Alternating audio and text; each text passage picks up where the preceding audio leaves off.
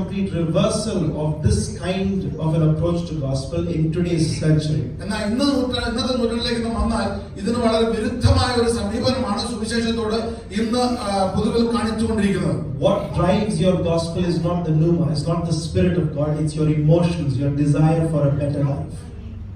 Your desire for a better life, not the spirit of God.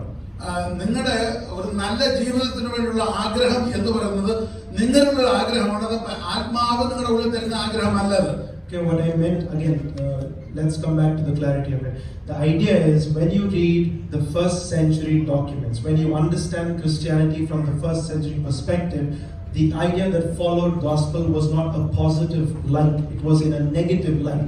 That's why you have persecution and sufferings associated with people who present the gospel. ആദ്യ നൂറ്റാണ്ടുകളിൽ ഉണ്ടായിരുന്ന സുവിശേഷത്തിന്റെ പ്രതികരണം സുവിശേഷത്തിന് നാം ഇന്ന് കാണിക്കുന്നതിന് എതിരായിട്ടായിരുന്നു. അഥവാ സുവിശേഷത്തെ മറ്റുള്ളവർ സ്വീകരിക്കുന്നതിന് വളരെ ബുദ്ധിമുട്ടുള്ള ഒരു കാര്യമായിട്ട് അവർക്ക് തോന്നിയിരുന്നു. എന്നാൽ ഇന്ന് അതിന് വിപരീതമായിട്ടാണ് നാം ഇന്ന് കാണുന്നത്. അതായത് നമുക്കിഷ്ടമുള്ള പോലുള്ള സുവിശേഷം കേൾക്കുന്നത് കൊണ്ട് അങ്ങനെയുള്ള എതിർപ്പുകളൊന്നും ഇല്ലാത്ത നിലവാരത്തിൽ അത് കേൾക്കുന്നു. എന്നാൽ നാം ചരിത്രപരമായി അതുപോലെ ചിന്തിച്ചാലും ആരൊക്കെ സുവിശേഷത്തിലൂടെ നിന്നിട്ടുണ്ടോ അതൊക്കെയും ഈ അങ്ങനെ അതിനുള്ള എതിരുകളെ അതിജീവിച്ചുകൊണ്ടാണ് അവർ നിന്നിട്ടുള്ളത്. Okay, it will be more clear as we study the portion from 2 Timothy chapter 3 verse 10 to 17.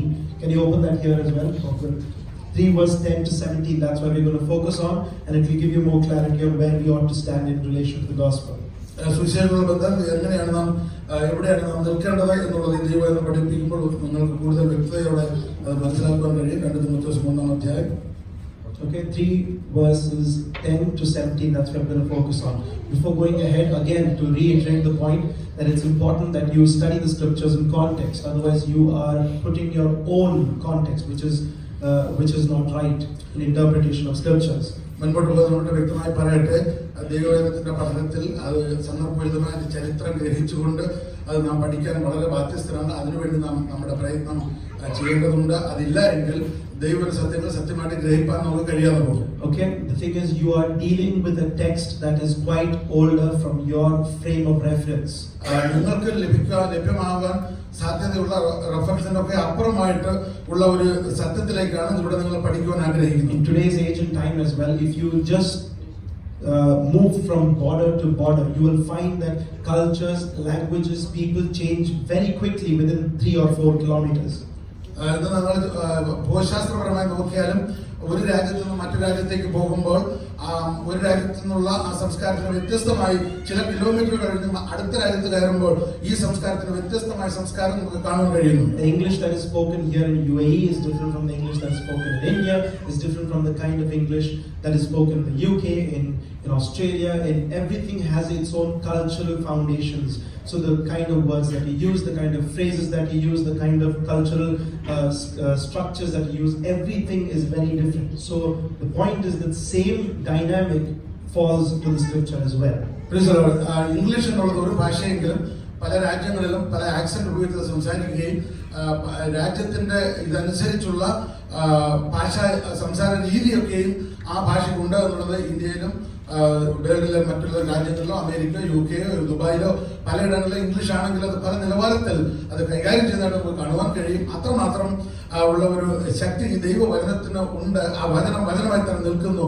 എവിടെയൊക്കെ ഏതെല്ലാം വചനത്തിന്റെ ശക്തി അത് വളരെ ശക്തമായി നിൽക്കുന്നു എന്ന് മനസ്സിലാക്കുക. The point is, if we do not learn the scriptures in context, we will be unfaithful to interpreting the word of God. നാം വചനം അടിസ്ഥാനപരമായി സന്ദർഭോചിതമായി പഠിച്ചില്ല എങ്കിൽ സംഭവിക്കുന്ന കുഴപ്പമെന്ന് ചോദിച്ചാൽ ദൈവവചനം പഠിപ്പിക്കുന്നതിനും അത് വ്യാഖ്യാനിക്കുന്നതിലും നാം തോറ്റുപോകും, നാം അവിശ്വസ്തരായി തീരും. Okay, a good example that I had given just recently in our small discussion at home and all that is, for example, when you read the book of Revelation, you find out the appearance of locusts that actually will come in the end times and will create a whole infestation in the world.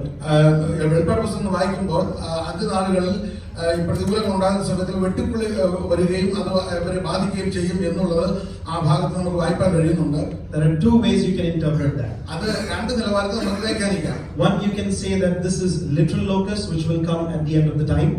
അന്ത്യനാളുകൾ എന്ന് നാം പറയുന്ന സമയത്ത് അക്ഷരികമായി ഈ വെട്ടുക്കിളി വരും എന്നുള്ള ഒരു ചിന്ത നമുക്ക് വരാം. The second way of interpretation is to say that, you know what, John did not have the vocabulary to express helicopters, so what he actually saw was helicopters.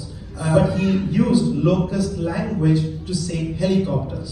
മറുവശത്ത് യോഹന്നാൻ സ്നാപകൻ അന്ന് ഹെലികോപ്റ്ററിനെ പറ്റിയുള്ള ചിന്ത ഇല്ലാഞ്ഞതുകൊണ്ട് ആ ഒരു ചിന്ത നമ്മെ ധരിപ്പിക്കുവാനാണ് വെട്ടുക്കിളിയെ എടുത്ത് ഉദാഹരണമായി പറഞ്ഞ് നമ്മെ പഠിപ്പിച്ചത് എന്നുള്ള ഒരു ചിന്തയും വരാം. Okay, so these two interpretations. One is literal interpretation, where locust remains locust and end time remains somewhere in the future. ഒന്നാമത്തെ വ്യാഖ്യാനം എന്ന് പറയുന്നത് വെട്ടുക്കിളി എന്ന് പറയുമ്പോൾ അത് ഉള്ളതും അത് ഭാവിയിൽ എപ്പോഴെങ്കിലും അത് പ്രത്യക്ഷമാകുന്നതുമായ ഒരു ഭാഗം. Or the second interpretation is to take your modern concept of a helicopter, read it into the Bible and say that John actually saw helicopters, but he didn't have a good vocabulary which was common in that time, so therefore they used the language of locusts to express or explain the coming of helicopters and world wars and such like. മറുഭാഗത്തുള്ള ചിന്ത ലോകത്തിന്റെ അവസാനത്തിലോ ലോകമഹായുദ്ധത്തിലോ helicopter ഉപയോഗിക്കുന്നതിനെ പറ്റിയുള്ള ചിന്ത ഉണ്ടായിരുന്ന യോഹന്നാൻ സ്നാപകൻ അത് അന്നുള്ള ഭാഷാ വൈദഗ്ധ്യമില്ലാഞ്ഞത് കൊണ്ട് വെട്ടുക്കിളിയിൽ കൂടെ നമ്മെ പഠിപ്പിക്കുവാൻ ശ്രമിച്ചു എന്നുള്ളത് നമുക്ക് ചിന്തിക്കാം. But these both kinds of interpretations are misguided. That means they're false at their foundation. ഈ രണ്ട് വ്യാഖ്യാനങ്ങളും അതിന്റെ അടിസ്ഥാനത്തിൽ തന്നെ അത് വീണുപോയതാണ്, അടിസ്ഥാനരഹിതമാണ് എന്ന് മനസ്സിലാക്കണം. Okay, because putting literal locusts at the end time will make you or force you to use Revelation chapter 1 to 22 completely literally, which will break your interpretation, because many people who say it should be literal are themselves faltering at many points in the book of Revelation. So you have to take it either fully literally or some area symbolic where you feel like, some area metaphorical, some area poetical, some area literally. So you decide. Get the point? അതുപോലെ ഇവിടെ വെട്ടുക്കിളി എന്ന് പറയുന്നത് അക്ഷരികമായി എടുക്കുകയാണ് എങ്കിൽ വെളിപ്പാട് 1 മുതൽ 20 അതിന്റെ അവസാന വാക്യം വരെ അധ്യായം വരെയും ആ നിലവാരത്തിൽ നാം ചിന്തിക്കണം. കാരണം അങ്ങനെ ചിന്തിപ്പാനാണ് വചനം നമ്മെ പഠിപ്പിക്കുന്നത്. അതല്ലാതെ അതിന്റെ കുറെ ഭാഗങ്ങൾ അക്ഷരികമാണ്, കുറെ ഭാഗങ്ങൾ വർണ്ണനീയമാണ്, കുറെ ഭാഗങ്ങൾ മനുഷ്യന്റെ ചിന്തകൾക്ക് അതിനോട് ഇങ്ങനെ നമുക്ക് ഇഷ്ടമുള്ള നിലവാരത്തിൽ അതിനെ ഭാഗമായിട്ട് പഠിച്ചു പോകാൻ വെളിപ്പാട് പുസ്തകത്തിൽ കഴിയുകയില്ല എന്ന് മനസ്സിലാക്കും. So if you say literal, you're supposed to take 1 to 22 literally. അത് അക്ഷരികമായിട്ടുള്ള അർത്ഥത്തിലാണ് എടുക്കുന്നതെങ്കിൽ 1 മുതൽ 22 വരെ നാം അക്ഷരികമായിട്ടുള്ള അർത്ഥം മാത്രമാണ് അതിൽ പറയേണ്ടത്, ചിന്തിക്കേണ്ടത്. But the problem is there are many quotations from the Old Testament and from pseudepigraphical writings and other ancient writings in the book of Revelation that will not allow you to take a literal stand in the book of Revelation. This is not my theory, this is a well-established theory. So I'm just reiterating, I'm just a voice, a messenger to that theory. Praise the Lord. ഇത് എന്റെ സ്വന്തമായ theory പറയുകയല്ല. ഈ ദൈവവചനത്തിലെ സത്യങ്ങൾ അത്രമാത്രം അതിൽ അടങ്ങിയിരിക്കുന്ന. Yeah, so the point is, if you take it literally, you have to take Revelation chapter 1 all the way to 22 literally, which is again going to be a problem with your interpretation. 1 മുതൽ അവസാനം വരെ നാം ഇത് അക്ഷരികമായി എടുത്താൽ നമ്മുടെ വ്യാഖ്യാനത്തിൽ പാകപ്പിഴ ഉണ്ടാകും എന്നുള്ളത് വ്യക്തമായി മനസ്സിലാക്കാം. Okay, and the next thing, when you're going to take this as something which is today's interpretation, like helicopters and planes, and put war into it, you're again missing the genre of the book. You're again causing a problem on the book. രണ്ടാമത്തെ ചിന്ത, ഇന്നത്തെ ഒരു യുദ്ധോപകരണമായിട്ട് അന്ത്യനാളിൽ ഉപയോഗിക്കുവാനുള്ള ഒരു ഹെലികോപ്റ്ററായിട്ടോ മറ്റോ അത് ഉപയോഗിച്ചാൽ അവിടെയും ദൈവവചനത്തിൽ അത് ഉദ്ദേശിക്കുന്ന സത്യത്തിൽ നിന്ന് നാം വ്യതിചലിച്ചു പോകുന്ന വ്യാഖ്യാനമാണ്. Okay, is it clear? So these two. So what is the right interpretation? ശരിയായ വ്യാഖ്യാനം ഏതാണ്? The right interpretation is to understand that this book is a very complicated book in terms of its symbolism and in terms of its metaphorical nature.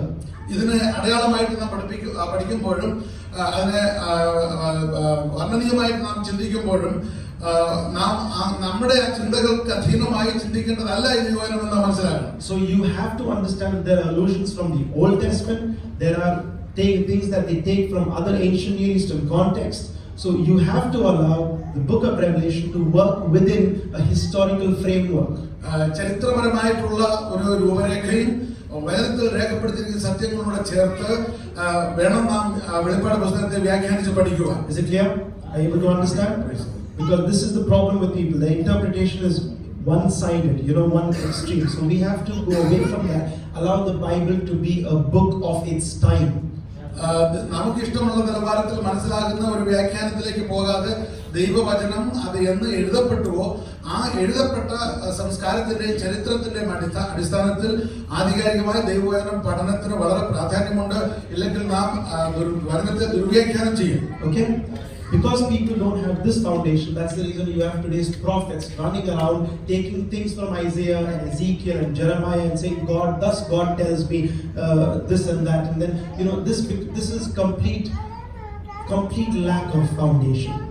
അതുകൊണ്ടാണ് നമുക്ക് കാണാൻ കഴിയുന്നത് അടിസ്ഥാനപരമായിട്ടുള്ളത് വിട്ടിട്ട് വചനത്തിൽ നിന്ന് അവിടെ ഇവിടെയുള്ള ഭാഗങ്ങൾ എടുത്തുകൊണ്ടുവന്ന് ചില പ്രവചന രൂപേണ യഹോവ ഇങ്ങനെ അരുളി ചെയ്യുന്നു എന്ന് പറഞ്ഞ് അവര് ജനത്തെ പ്രാവചനിക വിഷയമായിട്ട് അതിനെ അവതരിപ്പിക്കുന്നത്. Okay, I can just skip all this hard work.